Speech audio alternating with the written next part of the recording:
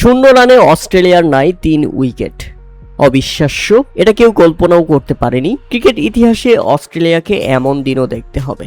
বাংলাদেশ ভালো খেলছে ঠিক, আগের ম্যাচটাও জিতেছে, কিন্তু তাই বলে এমন দৃশ্য অস্ট্রেলিয়া কিনা কোনো রান করার আগেই 3 উইকেট হারিয়ে ফেলেছে, এমন কিছু হয়তো সুদূর কল্পনাতেও আসেনি বাংলাদেশি সমর্থকদের কিংবা অস্ট্রেলিয়ান ব্যাটারদের।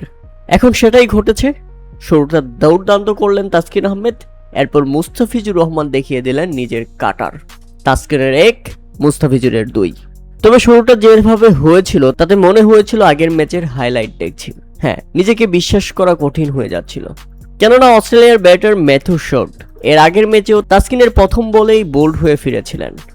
আজকের ম্যাচেও প্রথম ওভারে তাসকিন আর ব্যাটিংয়ে ম্যাথু শট। তাসকিন আহমেদের প্রথম 3টি বল তিনি শুধু দেখে শুনে খেলছিলেন। মনে হচ্ছিল আজকে তাসকিন আহমেদকে তিনি উইকেট দেবেন না, কিন্তু না, তাসকিন আহমেদের দুর্দান্ত সুইং, ইন সুইং ডেলিভারি ছিল সেটি।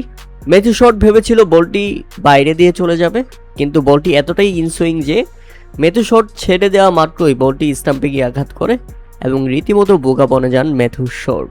বল ছেড়ে দেওয়াই তার জন্য কাল হয়ে দাঁড়িয়েছে। তিনি ভেবেছিলেন এটা বাইরে দিয়ে চলে যাবে বলটি, কিন্তু বলটি ছেড়ে দেওয়া মাত্রই এতটাই ইন সুইং করে ভিতরে ঢুকে রীতিমতো স্টাম্পে আঘাত করে।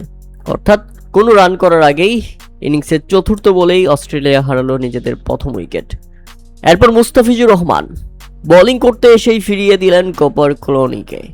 হ্যাঁ, দারুণ শুরু মুস্তাফিজুর রহমানের, প্রথম বলেই তুলে নিলেন কপার ক্লোনির উইকেট।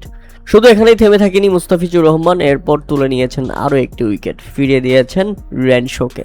নিজের শেষ বলে রেনশোকে ফিরিয়ে মুস্তাফিজুর রহমান অস্ট্রেলিয়াকে চোখে আঙ্গুল দিয়ে দেখিয়ে দিল, তোমাদের ক্রিকেটের ইতিহাসে যা কখনো আগে হয়নি, আজ সেটা ঘটিয়েছি আমরা। 0 রানে অস্ট্রেলিয়ার 3 উইকেট নাই। অবিশ্বাস্য এবং অকল্পনীয় ব্যাপার ছিল এটি।